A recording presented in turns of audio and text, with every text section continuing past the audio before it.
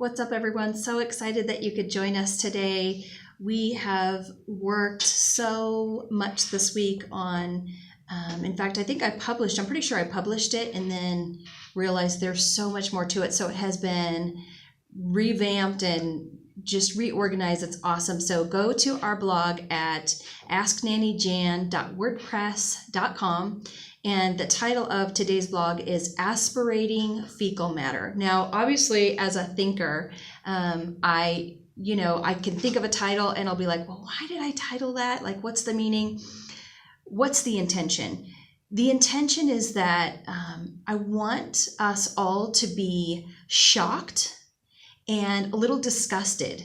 And aspirating fecal matter is, babies inside the womb, they do it all the time. They just do that, and it's yucky and gross, and that's the whole idea. So let's talk about why and what that means.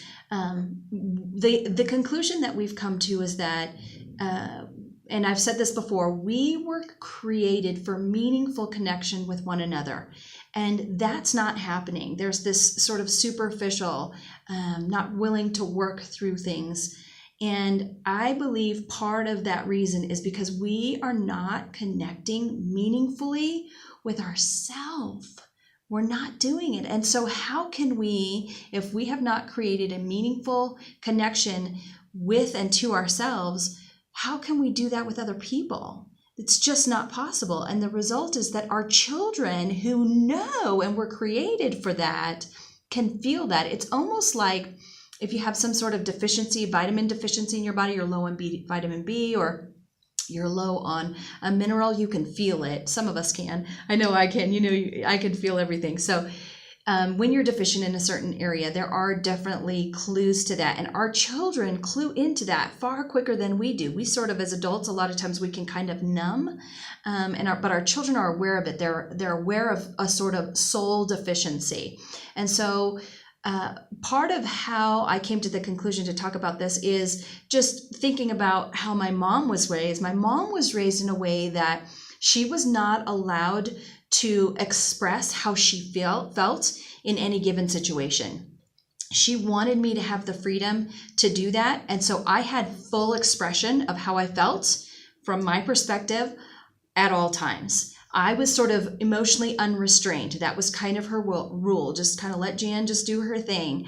And the result was that I had sort of no emotional self-control, at least inwardly. I would take things in and I would internalize them and turn them over and over and over and over again in my head.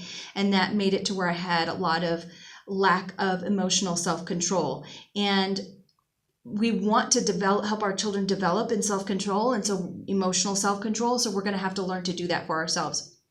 So here are 4 awarenesses to developing in how to be. There's doing and then there's being. And these are 4 awarenesses of being. So 4 awarenesses of being is, just think about the concept that we want to shepherd our children towards self-control. And that may mean that we're having to do that maybe 50 times before we ever see any sort of change. But remember, our focus is not on behavioral change. That's not our motive. Our motive is to shepherd them. And the result might be, eventually, hopefully, that they will learn to be self-controlled. So those 4 ways of being for us as the parents is coming to the understanding that emotions don't rule us, but they're not to be dismissed. Emotions are not to be dismissed. Okay. So that's the first one. The second one is that my spirit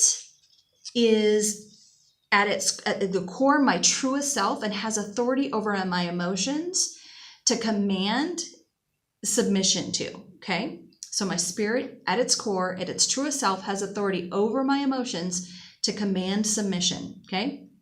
Thirdly, number 1 and number 2 are the key components to unlocking my capacity to hear my knowing. My knowing is my deepest core self, where that message doesn't change. A lot of people call that God. I'm calling it knowing, my knowing, but I know that it's God. For me, it's God. For others, it's that deep. It's a knowing where where just that truth doesn't change, okay? And then fourthly, my spirit rests in the supreme, all-knowing, self-sufficient I am, and that is God. So those are 4. Did I just do 8? Yeah, I meant 4. Those are 4 awarenesses of being. If you want 3 elements of doing, those are 3 tips that you can find at asknannyjan.wordpress.com. You can find the full, it digs deep, you guys. It digs deep. So I just hope that our time together is really more like sitting across the table from one another, having tea, at home, just really connecting. And I hope that that takes place for you. So again, find the full blog at asknannyjan.wordpress.com along with those 3 tips of doing, and feel free to rewind for the 4 awareness tips. And then we will see you guys next time.